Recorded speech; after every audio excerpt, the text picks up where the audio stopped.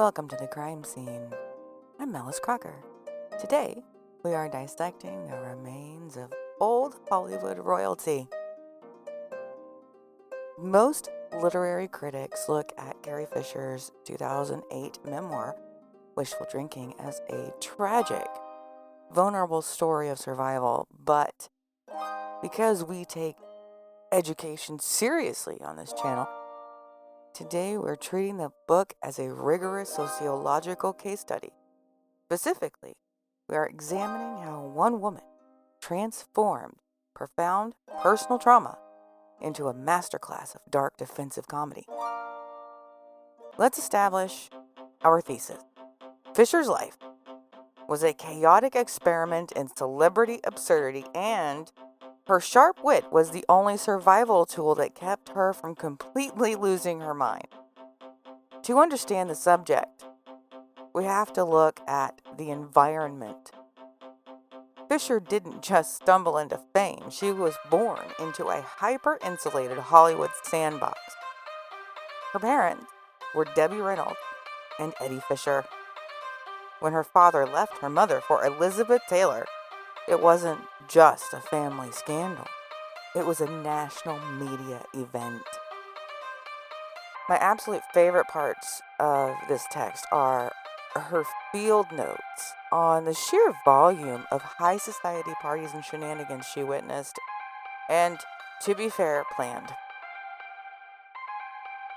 She describes growing up in a home where her mother hosted events that felt less like family gatherings and more like massive studio lot productions. But instead of writing the standard gossipy tabloid memoir, Fisher acts like an embedded anthropologist. She casually drops a story about Cary Grant advising her on how to manage LSD trips. She isn't bragging. She's documenting the absolute delusion of the environment in which she lived.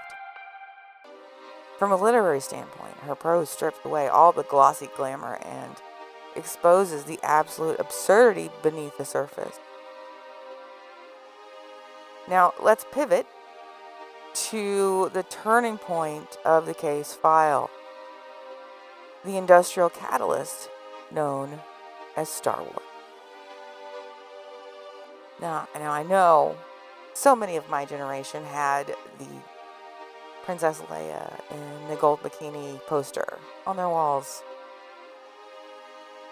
Fisher was introduced to heavy drug use incredibly early. And filming on the ice planet Hoth during The Empire Strikes Back effectively became the birthplace of her deeper addiction issues. Now, mind you, she was filming Star Wars at the tender age of 16. George Lucas famously told her she couldn't wear underwear in space because there's no underwear in space. While the world saw a sci-fi goddess, Fisher was experiencing the literal commodification of her own body and mind. This is where the academic value of the book peaks. Fisher doesn't ask for your pity. She writes about her subsequent battles with bipolar disorder, her time spent in mental institutions, and her experiences with electroshock therapy, using pure Gallows humor. Psychologists call this cognitive reframing, the act of changing the narrative of your trauma to regain control. Fisher famously summed it up by saying, "If her life wasn't funny, it would just be true."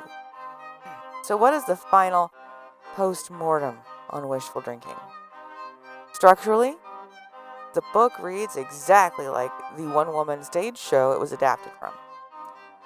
It is fast, disorganized, and completely lacks a traditional chronological narrative arc. It provides that the best way to handle a chaotic life is to control the script before someone else can write it for you. Wishful Drinking gets a solid 4 out of 5 knives from me. Leave your thoughts and comments below. What was your favorite piece of Hollywood chaos? What's your favorite Carrie Fisher story? Did you have the Princess Leia poster on your wall? Do you now? I'm curious, let me know. Don't forget to like and subscribe. The crime scene is officially cleared. Try not to leave any fingerprints.